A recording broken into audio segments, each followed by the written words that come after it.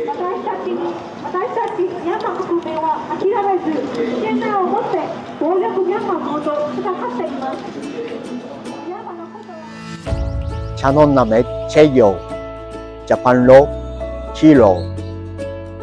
I was in Yangon when the coup was done. မြန်မာပြည်မှာ2021ဆေးအာဏာသိမ်းတော့ကကျွန်တော်ရန်ကုန်မှာရှိနေတာပါဒီလိုချိန်မှာကျွန်တော်လည်းဂျပန်မှာပြန်ကျင်သေးတာနဲ့ဆက်နေရက3လနီးပါးရှိလာတော့စစ်တပ်ကကျွန်တော်အခန်းကိုဝင်းရှာတယ်ကံကောင်းကျင်တော့အခန်းထဲကျွန်တော်ရှိမနေလို့အဖမ်းမခံလိုက်ရပေမဲ့ကြောက်တော့ကြောက်သွားတယ်ဒါနဲ့ပဲကျွန်တော်ဂျပန်ကိုပြန်လာခဲ့တယ်အဲ့ဒီကလေးကစနေတနင်္ဂနွေတိုင်းမြန်မာအရေးဆန္ဒပြပွဲရန်ပုံငွေရှာပွဲတွေမှာပါဝင်ခဲ့တာအခုထိပဲဆိုပါတော့ဟိုကိုင်ဒိုနဲ့နာဂိုယာကပွဲတွေကိုလည်းတွားလို့ရှိပါတယ်အခုဆိုရင်မြန်မာကိုထောက်ပံ့ပေးဖို့ရန်ပုံငွေရှာတဲ့ပွဲပေါင်းပါဝင်ခဲ့တာအချိန်300ကျော်ရှိပါပြီ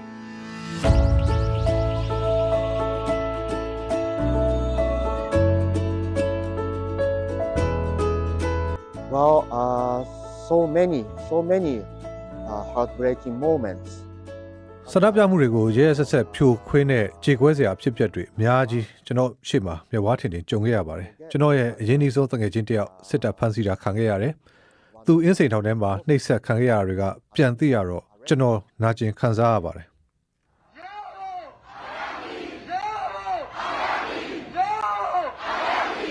မြန်မာပြည်ထဲမှာကျွန်တော်ရှိခဲ့စဉ်ကြုံရတဲ့နောက်ထပ်ဖြစ်ရပ်တစ်ခုကတော့ကျွန်တော်ပုံအောင်နေတဲ့တိုက်ခန်းရှိမှာထက်တန်းကျောင်းတစ်ခုရှိပါတယ်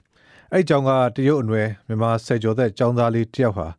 စစ်တပ်ကပစ်ခတ်လို့သေသွားပါတယ်အာနာသိမ့်ပြီး2လကြာမှဖြစ်တာပါသူ့အမေဆိုငိုလိုက်တာအဲ့လိုငိုရတဲ့အမေတွေအများကြီးပါဒီလိုဖြစ်ခဲ့တာ3-4နှစ်ရှိလာပေမဲ့ကျွန်တော်မေ့မရနိုင်ပါဘူးအဲ့တုန်းကစိတ်မကောင်းလွန်းလို့သူတို့ကျောင်းရှိမှာကျွန်တော်ပန်းစီသွားချခဲ့သေးတယ် High school, I placed the flower for him.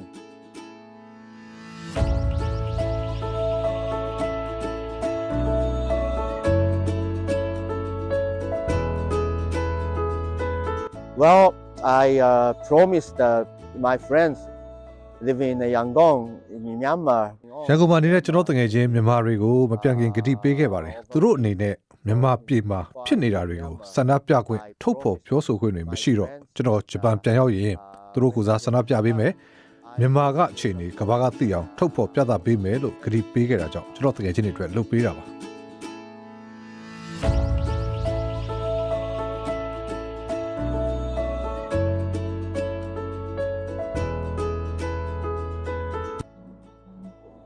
You know, it's not a fun thing to standing on the street for like a couple of hours asking for the donations. သိတဲ့အတိုင်းပဲလေလူစီကားတဲ့နေရာရာသီဥတုအေးတဲ့ကြားနိုင်တော်တော်ကြာမတ်တက်ရက်ပြီးအလှခံရတာပျော်စရာကောင်းတဲ့အလုပ်တော့မဟုတ်ပါဘူးဒါပေမဲ့မြန်မာပြည်အတွက်ဘာမှမလုပ်ဘဲနေရင်ကျွန်တော်စိတ်ထဲအဖြစ်ရှိတယ်လို့ခံစားရတယ်အခုလိုမြန်မာပြည်ကလိုအပ်တဲ့နေရာတွေထောက်ပံ့ပေးဖို့ရန်ပုံငွေရှာရရင်နေကောင်းထိုင်သာရှိတယ်ခက်ခဲပေမဲ့စိတ်ထဲငြိမ်းချမ်းတယ်ဒီငွေတွေကိုမြန်မာပြည်ကလိုအပ်တဲ့နေရာတွေအထူးသဖြင့်စားစရာဆေးဝါးနဲ့ပညာရေးကိစ္စတွေမှာကူညီထောက်ပံ့ဖို့သုံးပါတယ်နေရာအတိအကျပြောရရင်တော့စကိုင်းနဲ့တခြားနေရာတွေကိုလှူဖြစ်ပါတယ်မနစ်ကတော့မုံတိုင်းတန်ခါရတဲ့ရခိုင်ဘက်စီလှူပါတယ်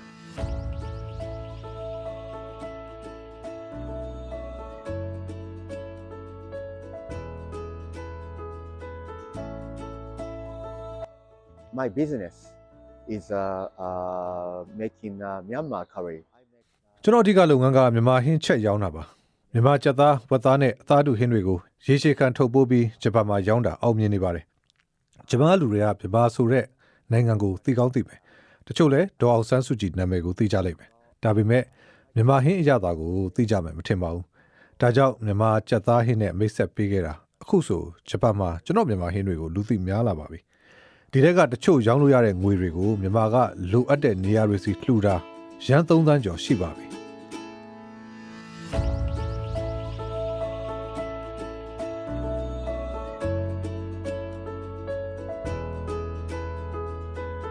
Well, before the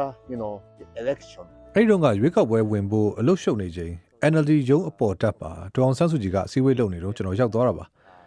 နိုင်ဝက်လောက်ကြာတော့ဒေါအောင်ဆန်းစုကြည်ဆင်းလာတယ်သူရုံးထဲကနေကားစီကိုသွားလူတွေကလှုပ်ဆက်ဓာတ်ပုံရိုက်ကြနဲ့ရှုပ်နေတာပေါ့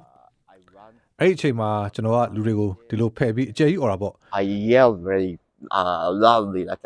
I came to see you from Japan. ကျွန်တော်ဒေါ်စုကိုတွေ့ဖို့ဂျပန်ကနေလာတာပါအဲ့တော့ဒေါ်စုကသူ့ကားမှန်ကိုချပြီးကျွန်တော်ကိုလက်ဆွဲနှုတ်ဆက်တယ်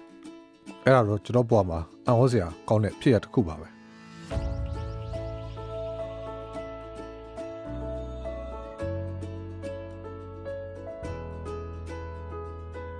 Our sushi, I believe အခုအဖမ်းခံနေရတဲ့ဒေါအောင်ဆန်းစုကြည်ကိုဘယ်နေရာမှာထားလဲမသိပါဘူးဒါပေမဲ့သူ့ကိုအမြန်ဆုံးလွှတ်ပေးဖို့လိုပါတယ်မြမအကြက်တဲဖြည့်ရှင်းလို့ရင်သူ့ကိုအရင်ဆုံးလွှတ်ပေးရမှာပါသူကအသက်80ပြည့်တော့မယ်ကျွန်တော်အမေလည်းအသက်80ရှိပြီကျွန်တော်အမေလိုပဲလေးစားချစ်ခင်ရပါတယ်နောက်ပြီးသူကမြန်မာတွေအားလုံးရဲ့အမေဒီမိုကရေစီခေါင်းဆောင်လေဒါကြောင့်သူ့ကိုလေးစားတာပါကျွန်တော်ချစ်တဲ့မြန်မာပြည်ကဒေါအောင်ဆန်းစုကြည်ကိုတစ်နေ့မှာကျွန်တော်ချက်တဲ့ဟင်းတွေကျွေးကျင်တာကျွန်တော်အိမ်မက်ပါ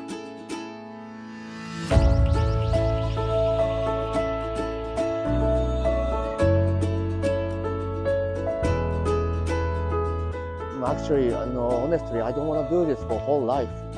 တကယ်တမ်းယူသားသားဝန်ခံပြောရရင်အခုလုပ်နေသလိုမျိုးအလူတွေကောက်ဆန္ဒပြပွဲတွေတစ်သက်လုံးလှုပ်သွားဖို့ကျွန်တော်မှဆန္ဒမရှိပါဘူး။ဒါကြီးကိုအမြန်ပြီးသွားစေချင်ပါပြီ။မြန်မာပြည်ကတကယ်ချင်းတွေစီသွားတွေ့ချင်လာပါပြီ။မြန်မာပြည်ပြန်ပြီးကျွန်တော်အိမ်မက်ဖြစ်တဲ့မြန်မာပြည်ကလူတွေအတွက်စိတ်သွဘူးဟင်းတွေစက်ရုံတဲပြီးထုတ်ချင်လာပါပြီ။ဒါကစစ်တပ်အာဏာမသိမ်းခင်ကတည်းကကျွန်တော်အိမ်မက်ပါ။အခုတော့စီးပွားရေးကအရေးမကြီးပါဘူး။စစ်တပ်ကအာဏာသိမ်းပြီးနောက်မြန်မာမှာလူ3သန်းခွဲလောက်အိုးမဲ့အိမ်မက်ဖြစ်နေပါတယ်။စစ်ဘေးရှောင်ဒုက္ခတွေလည်းတစ်နေ့နဲ့တစ်နေ့တိုးလာနေပါတယ်ဒီအချိန်မှာမြန်မာပြည်ကလူတွေကပဲဒုက္ခတွေကိုကြည့်ရှုဖို့ဆိုတာလုံးဝမဖြစ်နိုင်ပါဘူးကျွန်တော်တယောက်တည်းလည်းမတတ်နိုင်ပါဘူးဂျပန်တနိုင်ငံတည်းဗြိတိန်တနိုင်ငံတည်းကလည်းကယ်လို့မရပါဘူးမြန်မာအရေးကိုအားလုံးအာရုံစိုက်ကူညီပေးဖို့လိုပါတယ် So we need the help for Myanmar.